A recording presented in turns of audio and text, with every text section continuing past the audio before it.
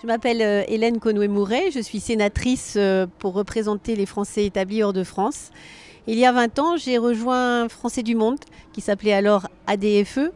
Je l'ai rejoint parce que j'étais très impliquée localement, en Irlande où j'habitais, et je pensais qu'en même temps je restais fondamentalement française et que cette association, en m'impliquant dans le milieu associatif, me permettrait à la fois de puiser dans cette force incroyable parce qu'elle est un réseau international et de pouvoir eh bien, être en relation avec d'autres Français qui vivaient les mêmes choses que moi, et en même temps eh bien, me dire que je pouvais m'impliquer en France pour quelque chose qui est très très fort chez moi, c'est-à-dire la solidarité pour combattre toutes les formes de discrimination, pour pouvoir lutter contre la xénophobie, contre l'homophobie, contre le racisme, contre toutes ces plaies aujourd'hui qui font que eh bien, l'extrême droite surgit et s'impose parfois dans les pays.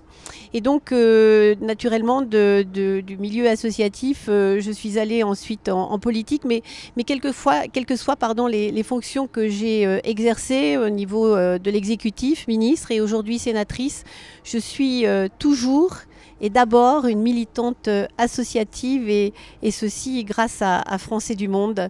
Mon cœur et ma tête, ils sont complètement dévoués.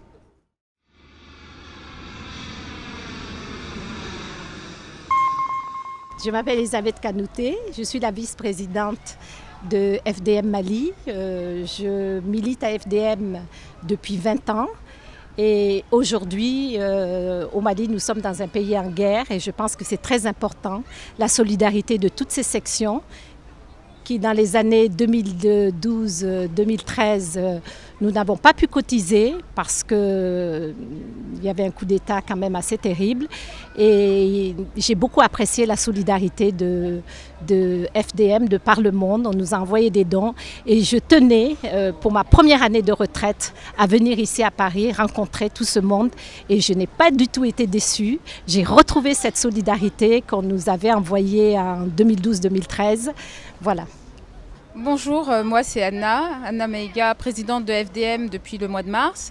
Et moi aussi, j'apprécie beaucoup cette rencontre parce que ça m'a permis de rencontrer beaucoup d'adhérents, de conseillers consulaires, des présidents de section qui ont les mêmes préoccupations que moi et les mêmes priorités aussi au niveau de la solidarité, de la sécurité au niveau du Mali puisque j'accentue encore, on est en guerre. En même temps, tout ce qui est éducation, les conditions pour l'obtention des bourses, comment avoir des stratégies pour que la communauté puisse vivre bien au Mali, dans de bonnes conditions.